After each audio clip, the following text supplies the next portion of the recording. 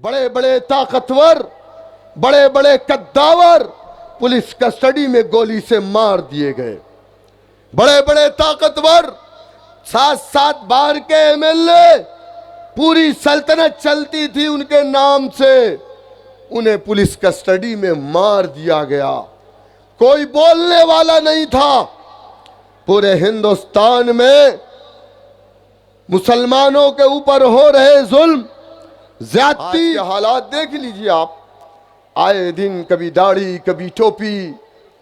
हमारी मसाजिद से उत्तर प्रदेश में लाउड स्पीकर उतार लिए गए। उत्तर प्रदेश के अंदर गोश्त के नाम पे लोगों को मारा जा रहा है। मॉब लिंचिंग मुसलमानों की हो रही है। उत्तर प्रदेश के अंदर मुसलमान 20% है, जेल की सलाखों में 27% है। 2017 से अब तक उत्तर प्रदेश में जितने इनकाउंटर हुए, सबसे ज्यादा इनकाउंटर मुसलमानों के हुए। हमारी आबादी 20%, हमारा इनकाउंटर 35% हुआ। यह नाइंसाफी नहीं है? इस नाइंसाफी के खिलाफ अगर हमारे कायद नकीब मिल्लत जनाब बैरिस्टर असदुद्दीन ओवैसी साहब बोलते हैं तो ये नाम नेहाद सेकुलर चपरासी कहते हैं कि ऐ बैरिस्टर तुम खामोश रहो, तुम्हारे बोलने से बीजेपी को फायदा होता है। मेरे दोस्तों, मेरे बुजुर्गों, ये बात बोलने वाले कौन लोग हैं? ये बात बोलने वाले समाजवादी, कांग्रेस पार्टी, एनसीपी के वो दलाल हैं जिनको इस बात का डर है कि जिन लोगों ने 75 साल तक इस कौम को डिस्पोजल गिलास बना करके रखा है, कहीं ये कौम बेदार हो गई तो खुदा की कसम इनकी दुकानों पर ताले लग जाएंगे। विधायक की बात तो दूर, ये नगर सेवक बनने लायक नहीं रहेंगे। बड़े बड़े ताकतवर, बड़े बड़े कद्दावर पुलिस कस्टडी में गोली से मार दिए गए। बड़े बड़े ताकतवर 7-7 बार के एमएलए, पूरी सल्तनत चलती थी उनके नाम से, उन्हें पुलिस कस्टडी में मार दिया गया। कोई बोलने वाला नहीं था। पूरे हिंदुस्तान में मुसलमानों के ऊपर हो रहे जुल्म, ज्यादती, अत्याचार, नाइंसाफी के खिलाफ अगर कोई बोलता है तो उस लीडर का नाम राहुल गांधी नहीं है, उस लीडर का नाम अखिलेश यादव नहीं है, उस लीडर का नाम बाबरी मस्जिद का कातिल उद्धव ठाकरे नहीं है, उस लीडर का नाम बैरिस्टर असदुद्दीन ओवैसी साहब है। कल तक कोई मामलात होते थे, अख्तर भाई बैठे हुए, बहुत पुराने सियासतदान हैं। मैं तो जुमा 8 दिन सियासत में आया हूं। मेरे खानदान से किसी ने सियासत नहीं किया था, लेकिन देश के हालात तो पूरी दुनिया देखती है। मेरे दोस्तों, अभी उत्तर प्रदेश में हालात कैसे हैं आप सब जानते हैं। एक यति नरसिंहानंद ने उत्तर प्रदेश में हमारे आका की शान में गुस्ताखी की। हर जिले से मजलिस इत्तेहादुल मुस्लिमीन ने डीएम के पास जाकर के कहा कि हम इसकी अरेस्टिंग चाहते हैं। मैंने जाकर के डीजीपी से मिलने की कोशिश की, मुझे मिलने नहीं दिया गया डीजीपी से, लेकिन मैंने इतना कह दिया था कि अगर 3 दिन के अंदर उसकी अरेस्टिंग नहीं होती है तो फिर हम क्या करने जाएंगे वो आपको नहीं मालूम है। खैर, अल्लाह का शुक्र था, उसको उठाया, ले जाकर के दूसरे प्रदेश में 1 महीने तक एक कमरे के अंदर बंद कर दिया। अभी हमारे पास कोई एमपी, कोई एमएलए नहीं है उत्तर प्रदेश में, लेकिन मैं आपसे कह रहा था कि जमहूरियत की सबसे बड़ी ताकत हमारा घर नहीं, हमारा खेत नहीं, हमारी बिल्डिंग नहीं। बुलडोजर कभी भी आता है, गिरा करके चला जाता है। देखा कि नहीं आप लोगों ने? जमहूरियत की सबसे बड़ी ताकत सियासत है। इसी देश के अंदर, इसी आजाद हिंदुस्तान में एक तबका है जिस तबके को लोग अछूत कहते थे, जिस तबके के पास रहने को घर नहीं था, जिस तबके को सरकारी नौकरियां नहीं मिलती थी, जिस तबके के इलाके में जाने के रास्ते नहीं होते थे, जिस तबके की बस्तियों में पूरे शहर की गंदगियों को ले जाकर के डंप किया जाता था, जिस तबके के नौजवानों को स्कूल में एडमिशन नहीं मिलता था, मेरी मुराद दलित समाज से है। उत्तर प्रदेश में 20% है। सुनो मेरी बात नौजवानों, उत्तर प्रदेश में 20% है, लेकिन 16 जातियां हैं। हिंदुस्तान में दलितों की टोटल 64 जातियां हैं। उत्तर प्रदेश में दलितों की 16 जातियां हैं, लेकिन सबसे ज्यादा अगर किसी के साथ अन्याय, भेदभाव, नाइंसाफी हुई तो वो जाटव समाज था।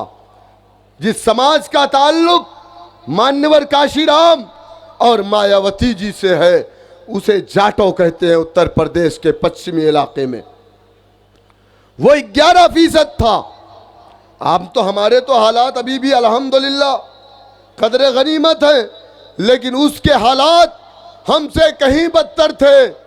लेकिन सुनो, हिंदुस्तान की पार्लियामेंट में 543 एमपी जो बैठते हैं, उसमें 131 एमपी एससी एसटी समाज का होता है, क्योंकि 131 सीट हिंदुस्तान में रिजर्व है। उस सीट से जीत करके जाने वाला हमेशा दलित का बेटा होता है। वो हिंदुस्तान की पार्लियामेंट में बैठा था और दलितों के कमर में झाड़ू बांधे गए ताकि उसके पैरों के निशान ना रहे, वरना जगह नजिस हो जाएगी। दलितों के कमर में मटकी डाली गई, कहा तू जमीन पर मत थूकना वरना जमीन नापाक हो जाएगी। दलितों की बहन बेटियों की इज्जतें लूटी जाती। अगर वो शिकायत लेकर के थाने में जाता तो थानेदार जूते मार करके उसे भगा देता। और ये कब हो रहा था?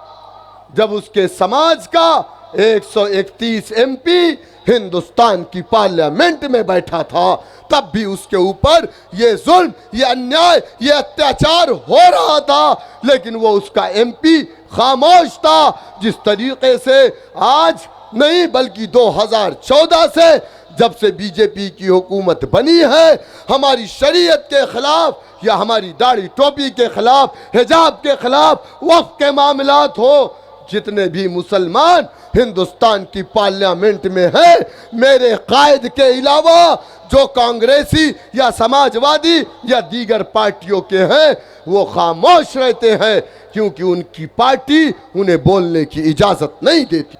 इन्होंने बड़े बड़े वादे किए थे, कहा था हमारी पूर्ण बहुमत की सरकार बनेगी, मुसलमानों को 18% रिजर्वेशन देंगे, मुस्लिम इलाकों में कैंप लगा करके मुस्लिम नौजवानों की पुलिस में डायरेक्ट भर्ती करेंगे, मुस्लिम बच्चियों को पढ़ने के लिए हम मुस्लिम इलाकों में फ्री कोचिंग सेंटर का कयाम करेंगे। किया और कहा जो लोग आतंकवाद के झूठे मुकदमे में जेल की सलाखों में बंद हैं, हम उसे रिहा करेंगे। मैं आपको एक मिसाल दूंगा और फैक्ट है वो, आपको याद होगा आजमगढ़ में आलमी इज्तिमा सराय मीर में हुआ था, फैजुल उलूम में हुआ था कि नहीं हुआ था? और उस इज्तिमा के वक्त हकीम तारिक कासिमी और खालिद मुजाहिद को आजमगढ़ से एक को जौनपुर से उठाया गया और ले जाकर के बताया गया कि ये 12 बंकी से पकड़े गए हैं, इनके पास से बारूद मिला है, गन मिला है, ये मिला वो मिला। बीएसपी की हुकूमत थी, हमारे उलमा का दबाव पड़ा, समाजवादी की हुकूमत आई, बीएसपी ने अपनी गवर्नमेंट में निमेश कमीशन का गठन किया। नसीमुद्दीन सिद्दीकी ने जाकर के मायावती से कहा तो निमेश कमीशन का गठन हुआ, खालिद मुजाहिद, हकीम तारिक पर जांच बैठाई गई। निमेश कमीशन ने 2014 में समाजवादी की हुकूमत में अपनी रिपोर्ट पेश की और निमेश कमीशन ने अपनी रिपोर्ट में कहा कि खालिद मुजाहिद, हकीम तारिक कासिमी बेगुनाह हैं। जिन पुलिस वालों ने इन्हें फंसाया है उन पुलिस वालों के ऊपर मुकदमा दर्ज करके जेल की सलाखों में डाला जाए। लेकिन वो निमेश कमीशन की रिपोर्ट, समाजवादी पार्टी की हुकूमत, जहां पर 47 मुसलमान एमएलए, अब वासिम आजमी भी यहां से एमएलए थे। पूछिए इनसे, क्या कभी इन्होंने जा करके अपने आका, जिसके बारे में इन्होंने कहा कि जिसने समाजवादी पार्टी को वोट नहीं दिया उसके डीएनए में फर्क है, यही कहा था ना?